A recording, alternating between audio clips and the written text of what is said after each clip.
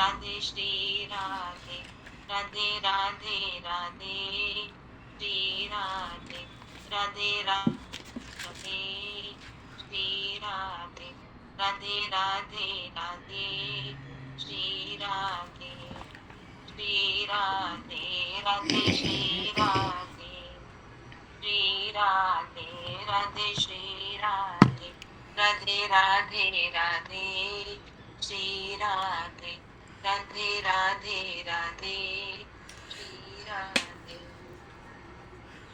श्री राधा रानी सरकार की जय, श्री राधे हरे कृष्ण चंद्र भगवान की जय।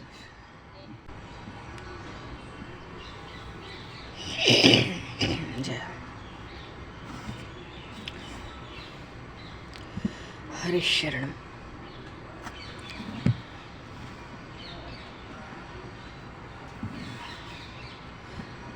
अनंत कोटि ब्रह्मांड नायक सर्वेश्वर पूर्ण परात्पर ब्रह्म असंख्य कल्याण गुणगण लय भक्तवांक्षा कलक्तरु शरणागत वत्सल भक्त वत्सल दीन बंधु दया सिंधु भगवान श्री सीताराम जी महाराज की असीम कृपा करुणा से श्री हनुमान जी महाराज की परम पावन भावमय सन्निधि में महापुरुषों की भावमय उपस्थिति में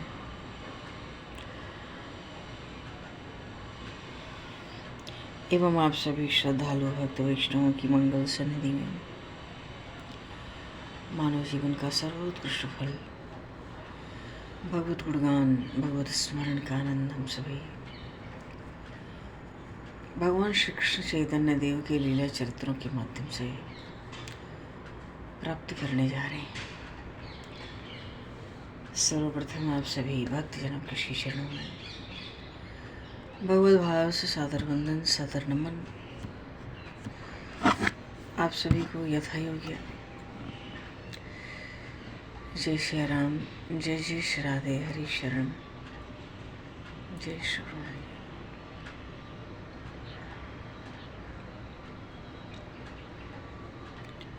जय बरहापीडं नटवर वपुः कर्णियो कर्णिकारं विवृतभासा कनककपसं वैजयन्तीं च मालां रन्ध्रान् वेणोर्धरसुधया पूरयन् गोपवृन्दैः वृंदारण्यम सवदरमणम प्राविशति गीतकीर्तिः। बोली श्री नंदन श्याम सुंदर भगवान की जय, श्री चैतन्य महाप्रभु की जय।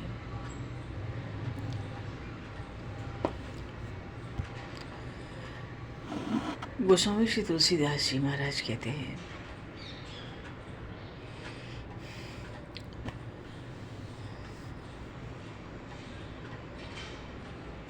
राम नाम रति राम गति राम नाम विश्वास सुमिरत शुभ मंगल कुशल और दोहु दिसी तुलसीदास।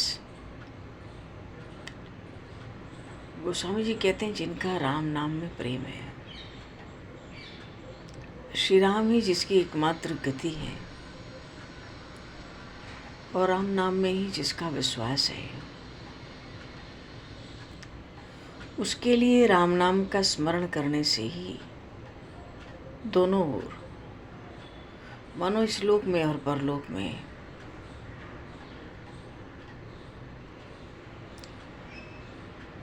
शुभ मंगल कुशल सब हो जाती है।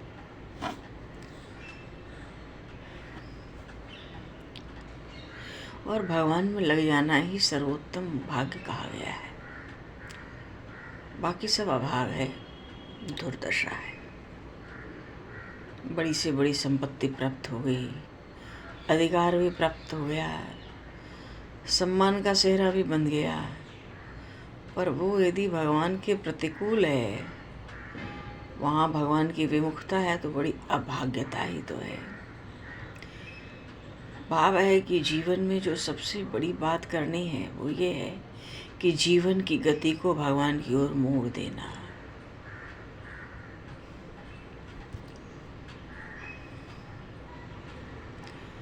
तो भोजन और वस्त्र में संयम,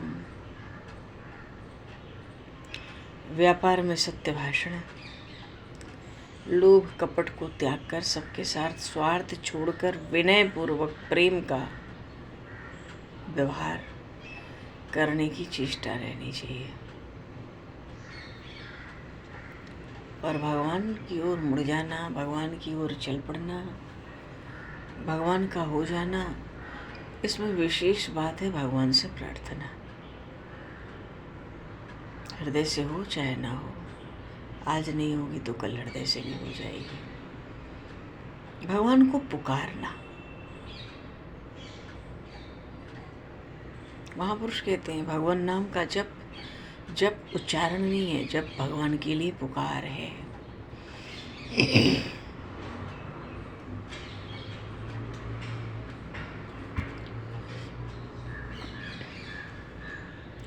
जो विषयों में आसक्त हैं वो मनुष्य संसार के सुख भोग में उनको असंतोष रहता है।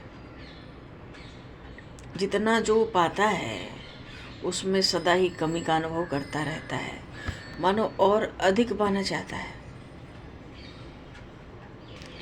लेकिन जो वस्तु प्रभु से दूर रखे उसकी छोड़ देने का नाम ही वैराग्य है।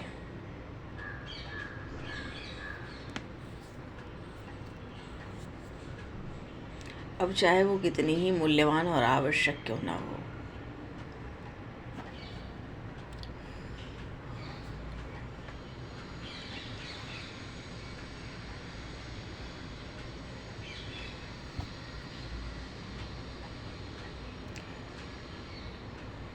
देखो, अगर हम गृहस्थ में हैं तो जब तक प्रभु चाहेंगे तब तक उसमें ही रहना पड़ेगा और जीवन के निर्वाह की भी चेष्टा करनी पड़ेगी। न्याय से, उचित न्याय से कर्म करते हुए मन को प्रभु में लगाए रहना।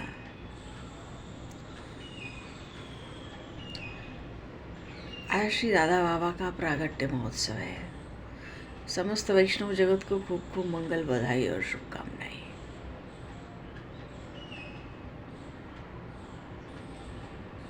स्वामी जी कहते थे अगर असली बात का पता लग गया तो भूल मिट गई, और असली बात ये है कि हम तो भगवान के हैं। साधो सहज समाधि भली।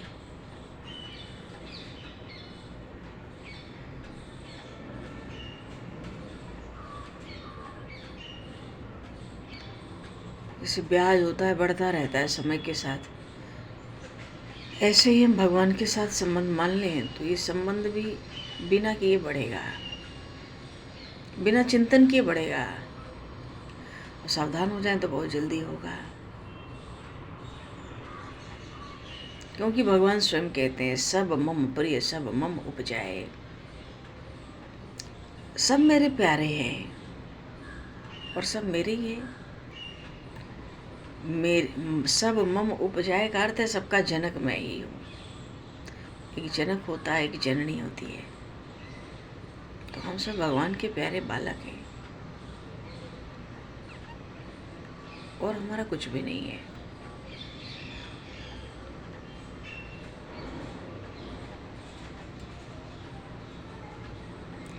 महापुरुष कहते हैं तुम निहाल हो जाओगे।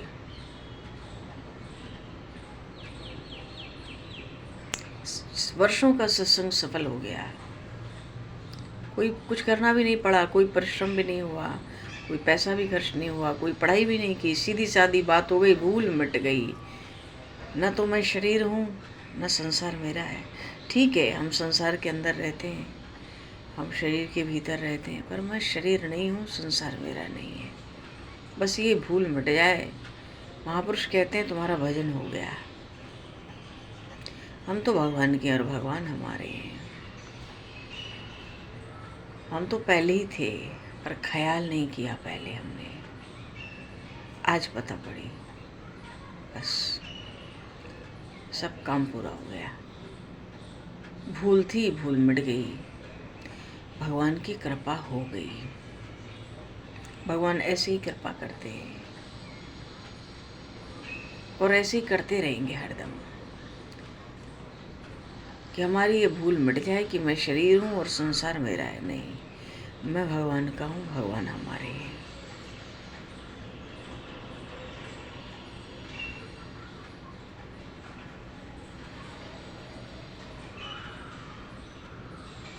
कोई सच्ची बात हो तो कभी मिट तो सकती नहीं, तो ये तो असली बात है। उधर श्री चैतन्य महाप्रभु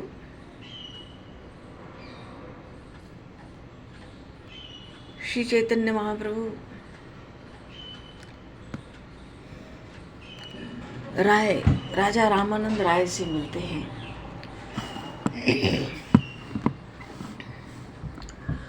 और उनसे जब वो राजकाज से अवसर निकालकर एकाध सेवक के साथ श्री चैतन्य महाप्रभु के श्री चरणों में प्रस्तुत होते हैं, तो महाप्रभु का तो आज एक ही हट है, आपके श्रीमुख से श्री कृष्ण कथा श्रवण करनी है।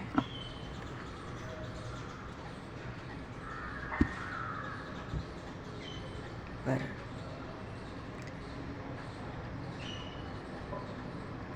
उनको लगता है ऐसे दिव्य महापुरुष के सन्मुख में क्या कथा सुनाऊं, मैं तो गृहस्थ में, कहाँ ये सन्यासी, कहाँ मैं विषयों में फंसा हुआ, कहाँ इनके अंग अंग से रोम रोम से तीव्र वैराग्य मानो टपक रहा हो, मैं इनके सन्मुख क्या कथा श्रवण करा सकता हूँ, क्या कथा कीर्तन करूँगा। तो महाप्रभु ने कहा कि चलो ठीक है,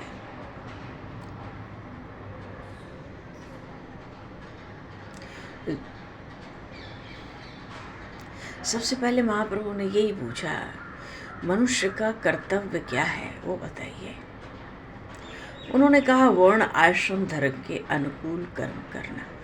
मानो जिसको जो वर्ण मिला, ब्राह्मण क्षत्रिय वैश्य शूद्र, और जो आश्रम मिला, ब्रह्मचर्य गृहस्थ संन्यास, जो भी, उसके अनुकूल आचरण करना। और इतना करके रामानंद राय कहते हैं, प्रभु मनुष्य परम सिद्धि को प्राप्त कर सकता है। ये तो बड़ा सरल सुगम और बड़ा सुलभ उपाय है। महाप्रभु ने कहा, बहुत सुंदर, पर इससे तो बात तो बड़ी सुंदर है, पर स्वर्ग के सुखों की प्राप्ति होगी,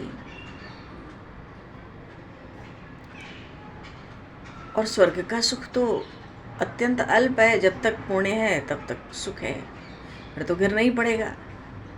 तो ऐसा कोई उपाय जिससे गिरना ही ना पड़े? राय रामानंद ने कहा, अब फिर तो यही है कि भाई आसक्ति को त्याग दिया जाए, निष्काम भाव से कर्म किया जाए, क्योंकि सकाम कर्म तो फल देगा ही। हाँ, भगवान को कर्म समर्पित किया जाए तो फल उत्पन्न नहीं होगा, निष्काम हो जाएगा, कर्म और कर्म का फल दोनों शून्य में चला जाएगा, हम बंधन से छूट जाएंगे। महाप्रभु बड़े प्रसन्न हुए, बहुत सुंदर, बहुत सुंदर। पर ये जो निष्काम भाव से कर्म करते हैं ये तो ठीक है, पर इससे आत्मा की शुद्धि तो नहीं होती। तो इससे बढ़कर भी कुछ बताएं। रामानंद जी ने कहा, प्रभु जब आप निष्काम कर्म को श्रेष्ठ नहीं समझते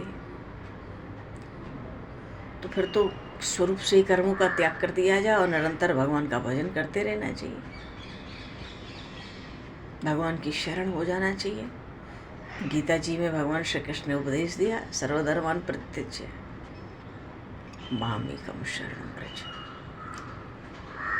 प्रभु बहुत प्रसन्न हुए। भगवान श्री कृष्ण ने श्रीमद् भगवद गीता का उपदेश दिया, और उस उपदेश में क्या उपदेश नहीं दिया, कौन सा ज्ञान नहीं है, पर अंत विश्राम श्रीमद् भगवद गीता का भगवत शरणागति और सतत चिंतन, निरंतर चिंतन में ही है। तो जब शरणागति की बात हुई प्रभु हंसने लगे। बहुत सुंदर। पर शरणागति उसके लिए बड़ी सुखद है जो संसार के 3 तापों से जल रहा है, पर जिनके तीनों ताप मानो जिनको राग द्वेष सुख दुख का अनुभव ही नहीं होता, उसके लिए कोई और उपाय है? रामानंद जी सोचने लगे थोड़ी देर और अंत में उन्होंने कहा, हाँ प्रभु, मैं तो समझता हूँ शरणागति से भी बढ़कर समभाव में स्थित रहना है। सत असत का विचार करते हुए भगवान की निरंतर भक्ति करते रहना ही मनुष्य का मुख्य कर्तव्य है।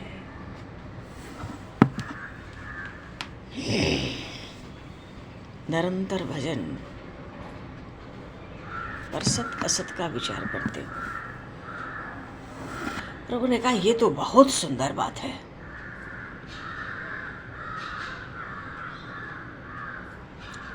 पर जिसे असली आनंद की इच्छा है उससे 2 चीजों का विचार कैसे हो सकता है?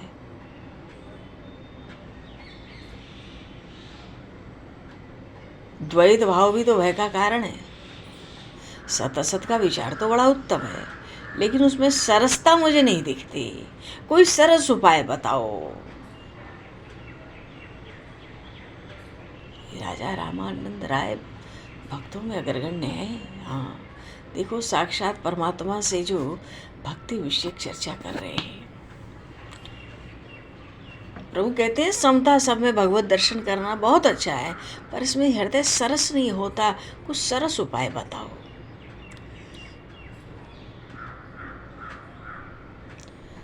तो सरस उपाय श्री रामानंद राय ने कहा, प्रभु भगवान की विशुद्ध भक्ति ही सर्वश्रेष्ठ और मनुष्य का मुख्य कर्तव्य है।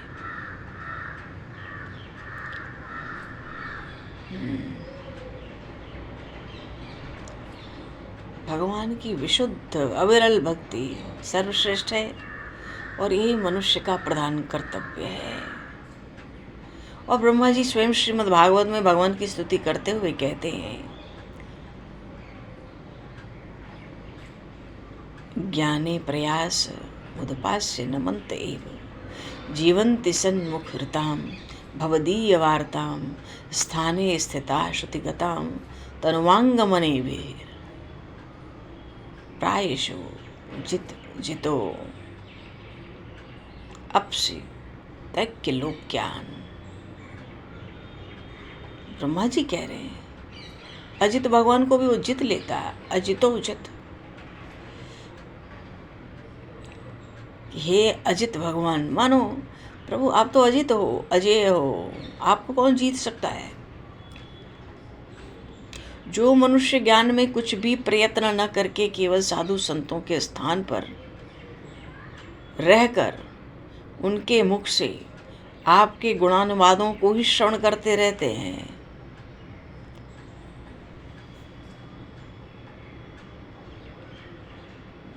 और मनसा वाचा कर्मणा आपको नमस्कार करते हुए जीवन व्यतीत करते हैं, वो त्रिभुवन में आपको प्राप्त हो सकते हैं, आपको प्राप्त कर सकते हैं। जो साधु संतों के मुख से निरंतर आपके गुणों का श्रवण करते हैं और निरंतर आपके चरणों में प्रणाम करते हैं, मन से, वाणी से, शरीर से।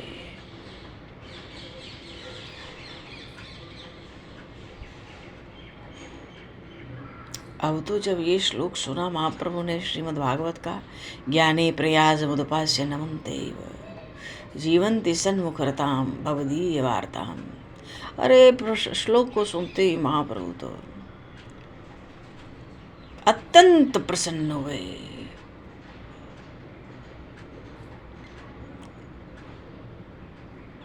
प्रसन्नता प्रकट करते हुए कहते हैं, सचमुच उन सार्वभौम आचार्य ने आपके शास्त्र ज्ञान की मुझसे जैसी प्रशंसा की थी, यहाँ आकर मैंने आपको वैसा ही पाया। श्री चैतन्य महाप्रभु कहते हैं, राय महाशय, मनुष्य का परम पुरुषार्थ और सर्वश्रेष्ठ धर्म भगवान की अहेतु की भक्ति करनी है, इसलिए ये तो मैं स्वीकार करता हूँ, पर भक्ति किस प्रकार की जाए ये भी तो बताइए। बोली श्री चैतन्य महाप्रभु की जय। कितनी कृपा महाप्रभु की। स्वयं श्रीमुख से गाते प्रभु को संकोच है, भक्त के ही द्वारा श्रवण कर रहे हैं और प्रश्न पे प्रश्न करते जा रहे हैं। भगवान की भक्ति करना ही अकारण भक्ति, भक्ति के लिए कोई कारण ना हो, केवल भगवान की प्रसन्नता, अकारण भक्ति। पर कैसे वो भक्ति की जाए? राय रामानंद जी ने कहा, प्रभु मैं समझता हूँ, प्रेम पूर्वक भक्ति करने से ही इष्ट सिद्धि हो सकती है, क्योंकि भगवान प्रेममय है, प्रेम ही उनका स्वरूप है, वे रसराज हैं।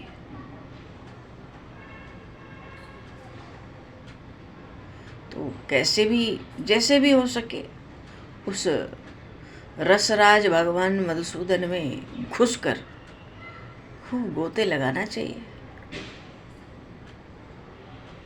क्योंकि कृष्ण भक्ति रस भाविता मति है। ऐसी महाप्रभु कहते हैं कृष्ण भक्ति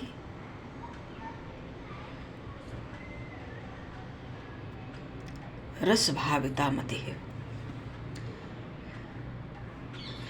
अक्रियताम यदि कुतोपि लभ्यते,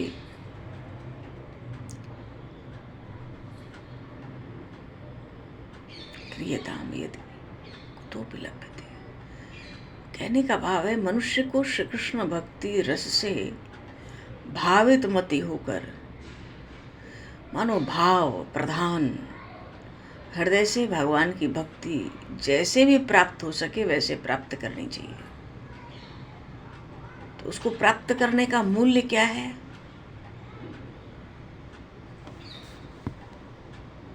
भगवान की भक्ति के प्रति लोभ बना रहे, हृदय में निरंतर वही इच्छा बनी रहे। केवल इतने से मनुष्य कोटि जन्म के पुण्य, ये जो भगवान को पाने की हृदय में इच्छा है ये बनी रहे सतत, और बड़ा भक्ति में लोभ रहे कि अधिक से अधिक भक्ति हमें कैसे मिले। रामानंद राय कहते हैं मनुष्य को करोड़ों जन्मों के पुण्य से भी ये स्थिति प्राप्त नहीं होती।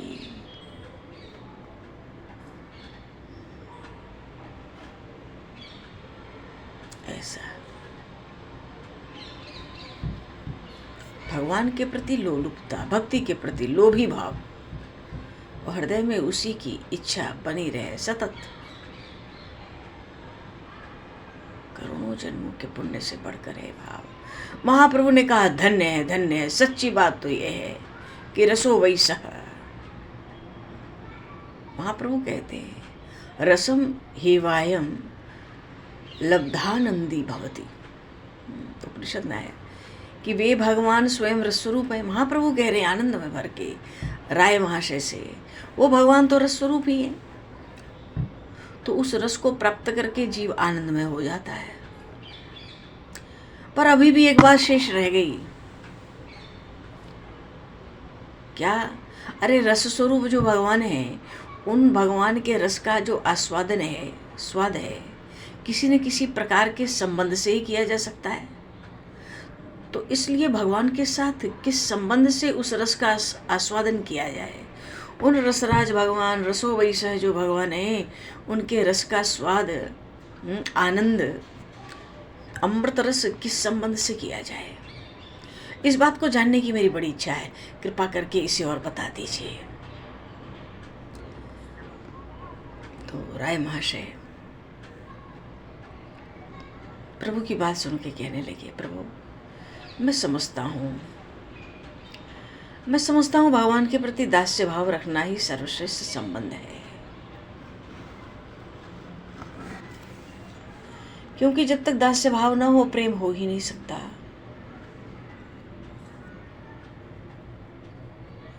शांत भाव हो या सख्य भाव हो, वात्सल्य हो या तो मधुर माधुर्य हो, सब रसों में छिपा हुआ दास्य भाव अवश्य रहता है, मानो दास्य भाव सब में है। और जब अत्यंत पीड़ा होती है तो उस समय व्यक्त भी हो जाता है।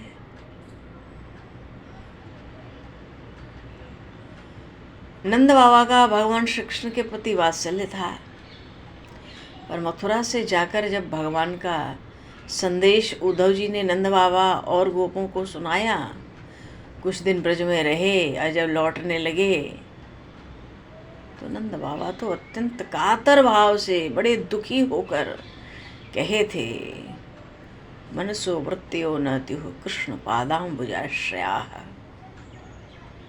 उद्धव जी से नंद बाबा संदेश कहते हैं जब उद्धव जी लौट के मथुरा को जाते हैं, हे कृष्ण, हमारे मन की वृत्ति सदा श्री कृष्ण के चरणों का आश्रय करने वाली हो। मनो पुत्र की तरह स्नेह करने वाले पिता नंद बाबा का दास्य भाव घोर दुख के समय अपने आप ही उमड़ पड़ा। राय रामानंद सुना रहे महाप्रभु, था तो उनका वात्सल्य भाव, पर दुख का समय आया तो दास्य भाव प्रकट हुआ। इसी प्रकार जब ब्रह्मा जी गऊओं के बछड़ों को चुरा ले गए और भगवान ने वैसे ही बछड़े बनाकर ब्रज में रख दिए, और वर्ष भर साल भर के बाद जब उन बछड़ों को ब्रह्मा जी ने छोड़ा, तब बलराम जी को पता चला और छोटे भाई के प्रति आश्चर्य, इतना आश्चर्य प्रकट किया उन बलराम जी में भी दास्य भाव व्यक्त हो गया।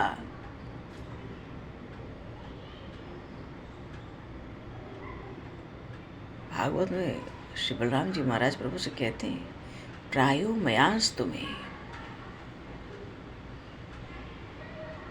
भर्तुर नान्या में भी विमोहिनी। भगवान की जो माया इतनी दुस्तर, 1 वर्ष तक जितने बाल सखा थे वो सब श्री कृष्ण, जितने गौएं हैं सब श्री कृष्ण, जितने बैल हैं सब श्री कृष्ण, जितने बछड़े बछड़ी हैं सब श्री कृष्ण।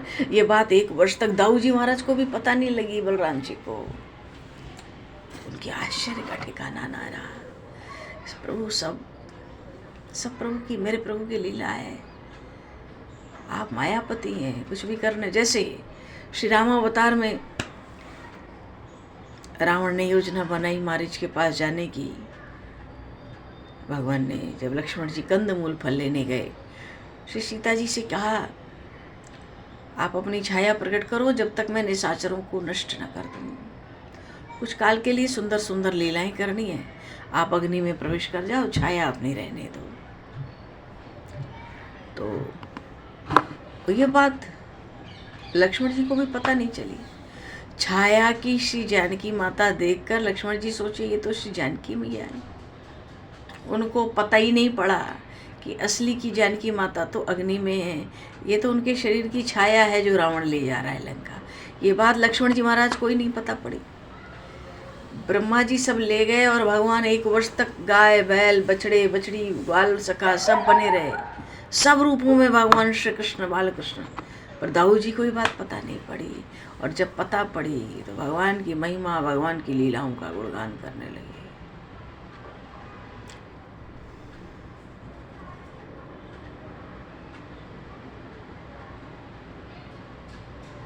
कहने का भाव है,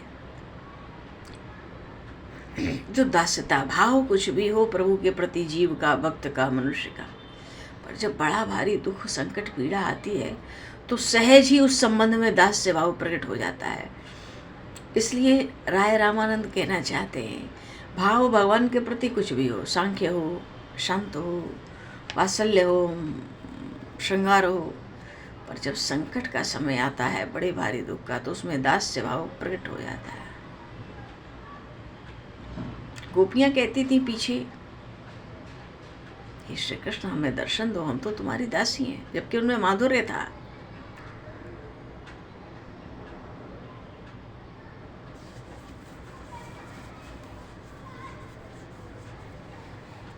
जब तक प्यारे श्याम सुंदर थे ये मान करती थी, अब इनके पास दास्य भाव के ही वचन शोभा देते थे। तो दास्य भाव स्नेह का स्वामी है। इसलिए प्रभु राय रामानंद कहते हैं श्री चैतन्य महाप्रभु से, प्रभु मैं दास्य भाव को सर्वश्रेष्ठ समझता हूँ। प्रभु हंसकर कहते हाँ ठीक है, होगा, मैं इसको अस्वीकार नहीं करता, पर फिर भी दास्य भाव में कुछ संकोच अवश्य रहता है। सेवक को अपने स्वामी के ऐश्वर्य में, बड़प्पन में, मान सम्मान का सदा ध्यान बना रहता है कि मेरे स्वामी का ऐश्वर्य कितना बड़ा, उनकी मान प्रतिष्ठा कितनी बड़ी, उनका वैभव कैसा। इसलिए निर्भय होकर आनंद रस का पान करने में कुछ संकोच तो होता है। तो ऐसा कोई संबंध आप बताइए जिससे भक्त को भगवान के प्रेम रस का आस्वादन करने में कोई संकोच हो ही नहीं। ऐसा संबंध बताइए, वो बिल्कुल निर्भय होके, निसंकोच होकर भगवान के प्रेम रस का पान करे।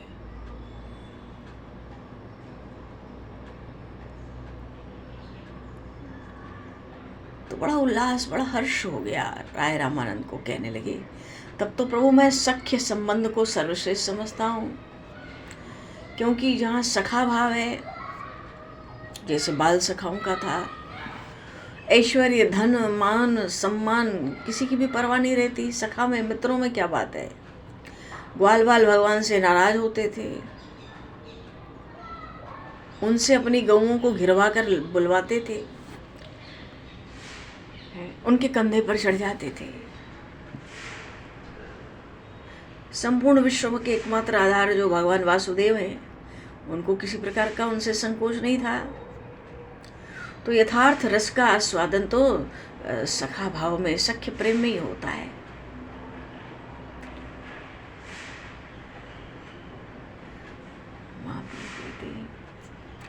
सख्य प्रेम का क्या कहना, सखा भाव तो यथार्थ में प्रेम ही है, पर सख्य प्रेम सबको प्राप्त तो नहीं होता। उसमें दूसरे के प्रेम की अपेक्षा रहती है। और कहीं अगर ये पता पड़ जाए कि भाई हम जिससे प्रेम करते हैं अपने सखा से, वो हमसे उतना प्रेम नहीं करता, तो प्रेम में कुछ कमी भी आ जाती है दो मित्रों के बीच में। तो इसलिए प्रेम का तुम ऐसा कोई संबंध बताओ जो हर स्थिति में एक रस बना रहे।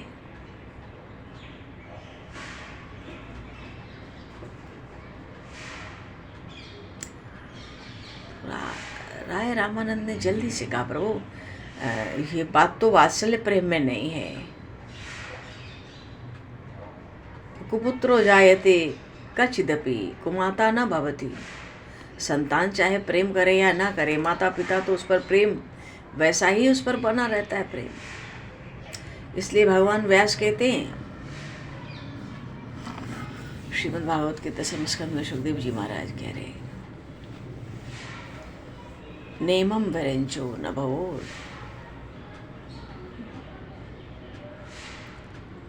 न श्रीप संध्या।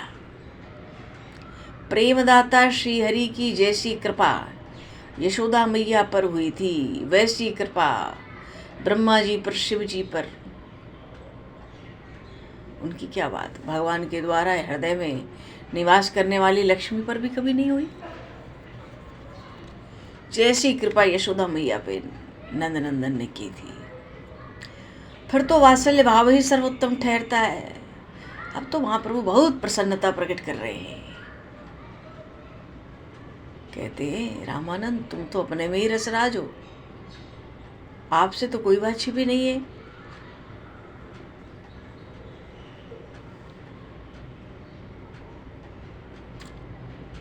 वात्सल्य रस की तो भगवान व्यास बड़ी सुंदर प्रशंसा करते हैं भागवत में।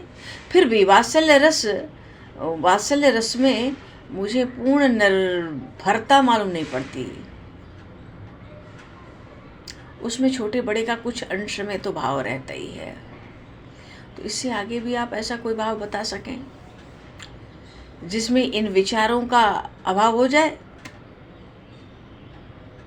मानो फिर प्रेम की पूर्णता हो जाए, न कोई निर्भरता रहे, न निर्भयता रहे, न संकोच रहे, और खूब रस से परिपूर्ण रहे। तो ऐसा कुछ कह दीजिए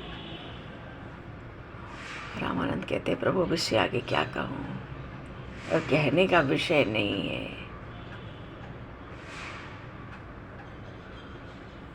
मानो रामानंद ने माधुर्य भाव को सब संबंधों में,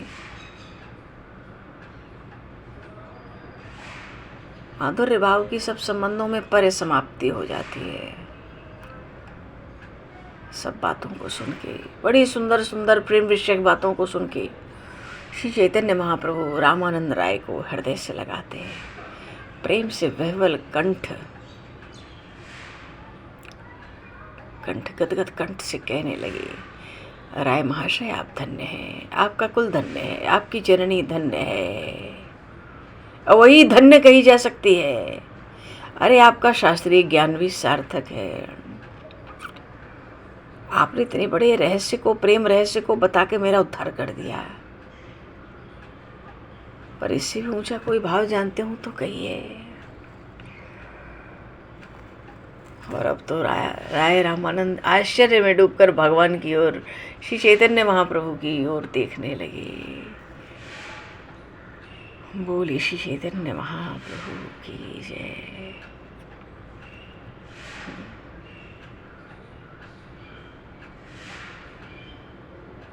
पांचों रस पर व्याख्यान हो गया, खूब आनंद हो गया।